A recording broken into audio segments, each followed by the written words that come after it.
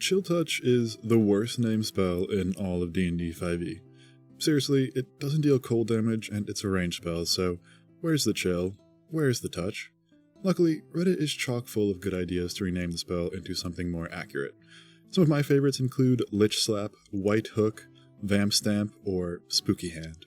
Talk to your table today about your Chill Touch rename options. By whatever name you choose, Chill Touch is an underrated cantrip that doesn't get a lot of talk. It deals a mediocre 1d8, 4.5 average, necrotic damage with a solid 120 foot range spell attack.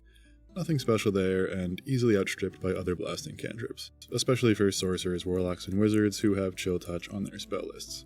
For Spore Druids, it's a welcome bonus spell. But Chill Touch's rider effect, preventing the target from regaining hit points for one round, is more powerful than many new players realize at first glance. It also comes with a secondary rider that debuffs undead, but that's not what we're here for. It's honestly not that great, and it won't come up a whole lot. But let's talk about what Chill Touch does do well: preventing regeneration. The most powerful utility you get from Chill Touch is that it prevents the target from gaining hit points. Any hit points, in any way. Well, actually, not temporary hit points, but what can you do?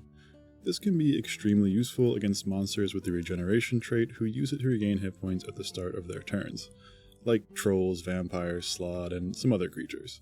If certain conditions aren't met, fire or acid damage for trolls, sunlight or radiant damage, or running water for vampires, these creatures regain 10, or 20 in the case of vampires, hit points at the start of each of their turns. Now, sometimes it's pretty easy to just use a damage type that negates the regeneration ability, so Chill Touch isn't necessary. But creatures like slods or shield guardians have no way to nullify their regeneration ability, except, murdering them. Stopping 10 hit points of healing is basically the same as dealing plus 10 damage with Chill Touch on these types of creatures. But Chill Touch's anti-regeneration capabilities are only a small part of why I'm so bullish on this underrated cantrip. It's pretty easy to counter my point by saying, these regeneration creatures are rare, and there are other ways to deal with them that don't eat up one of my precious cantrip options. Fair enough, my friend, fair enough. But what if I told you that some enemies can use healing spells and, gasp, healing potions? Yes, your DM is a cheater, shame on them. But anyway, Chill Touch is great at stopping enemy healers. This is where things get more interesting for me, especially if your DM is fond of tweaking NPC spellcasters' spell lists to include more healing spells. Your garden variety stuff like Cure Wounds or Mass Healing Word can slow down your party's killing rampage, and Chill Touch shuts that down with gusto. And that's not to mention all the more powerful healing effects on Celestials. Heck, you can even stop a unicorn from using its healing touch. If you're in a party of monsters who like to slay unicorns, hey, no judgment here. Plus, healing potions exist. Superior ones heal an average of 28, and Supremes heal 45. And if your DM house rules that self-administering a potion is a bonus action, they're not even losing on the action economy to get those big heals. My point is, if you focus on the enemy with Chill Touch, there's nothing anyone can do for them. Their health bar is only moving in one direction. Okay, so that's the basics of what Chill Touch can do for you. Now on to another tactic that has nothing to do with healing, and that's to watch where invisible creatures go. Now, Chill Touch's description makes a point of saying how the hand clings to the target. Heck, it's a standalone sentence that literally doesn't need to be there, so I'm going to go ahead and read into it as more than just flavor text. To my thinking, if Chill Touch is on a target who becomes invisible, or if it hits an invisible target, the location of the invisible creature is revealed, in air quotes. They still benefit from invisibility, advantage on attack rolls, disadvantage when being attacked, but nobody has to guess the location of the target. Just aim for the hand. Super niche use, I know, but invisible creatures are somewhat common in most adventures, and Chill Touch is one creative way to counter them.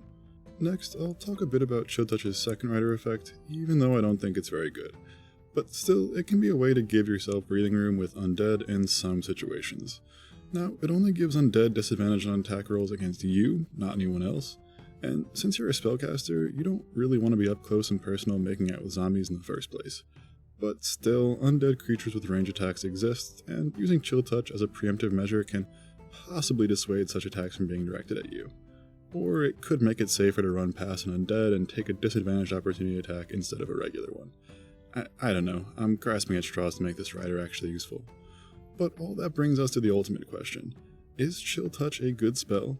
My answer is yes, Chill Touch is an underrated spell that's definitely worth picking up as a cantrip, especially if your campaign features lots of baddies you can heal. or if your party is a pack of unicorn hunters. Again, no judgment. Another small perk of Chill Touch is that it deals necrotic damage, which is a type that's fairly uncommon as a resistance or immunity on monsters. It might not hit as hard as Firebolt or the Goat cantrip Eldritch Blast, but when you prevent 10 or more healing with Chill Touch, it actually wins out on impact to the net hit points of your foe. Thanks so much for watching. If you found this guide on Chill Touch helpful, please give it a like and consider subscribing to see more like this in the future. It's a massive help for small YouTubers like me. If you have any stories about using Chill Touch in your own Dungeons & Dragons game, or questions about the spell's rules, please share them in the comments below. This is D&D Lounge wishing you the best of luck in your next spellcasting venture.